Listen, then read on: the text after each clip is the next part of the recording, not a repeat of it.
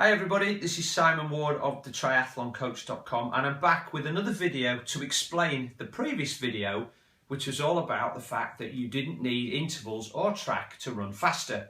So I've got some figures on the board. Most of them are arbitrary just to present the argument, and you'll need to put your own times in here to work out how this is relevant to you. But behind me I have actually got a real life example of one of the athletes that I know.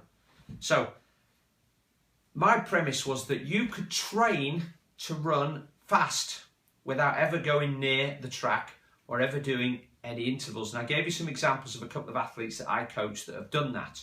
Now I wanted to present it in a more mathematical format. So let's take somebody here who wants to run a marathon, and their goal for that marathon is 3 hours and 30 minutes.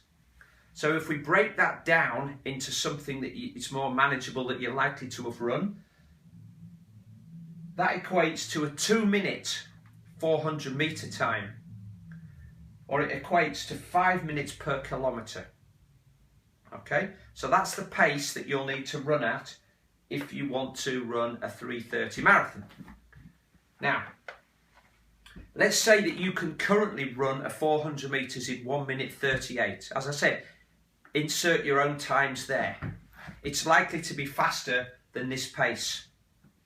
Or let's say that with a bit of fatigue, it will take you about 4 minutes and 15 to run a kilometre.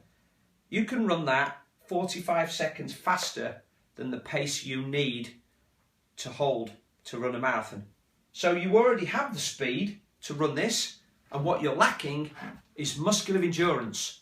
So the reason I suggest that you don't need intervals or track is because you don't really need to be able to run a 400 metres in 1:30. What you need to be able to do is to hold this pace for much longer. So sustained tempo running, half marathon pace, or somewhere between half marathon and 10k pace for anywhere up to an hour, right? It's a really hard session.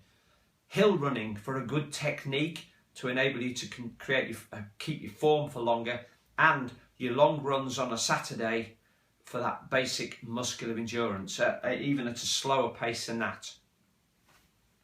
Okay, now you might be saying, well, I don't want to run a marathon. I want to run a faster 10k in a triathlon. So I've got another example here.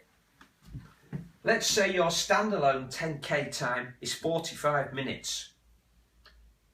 And your triathlon time is 49 minutes, because most people are about 5 to 10% slower in a triathlon than they are when they're running fresh.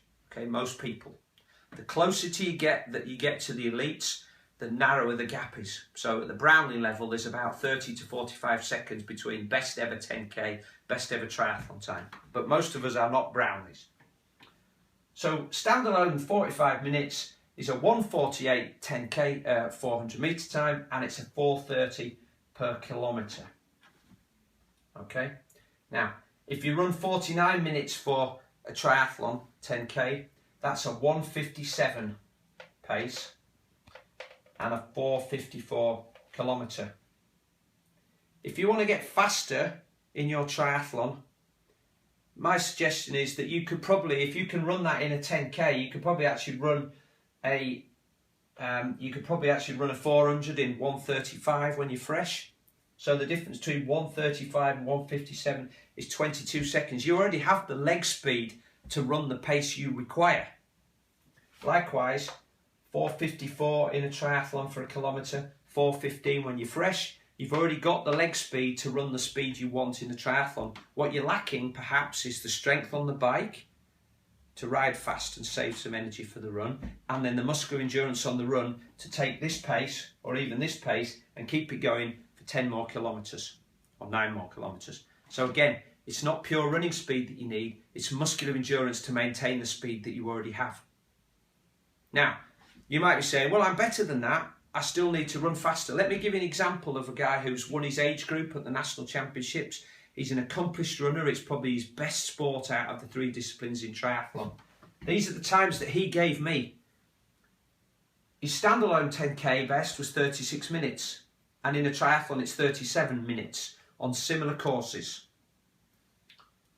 36 minutes equates to 1:26 for a 400 and 1:36 for a kilometre.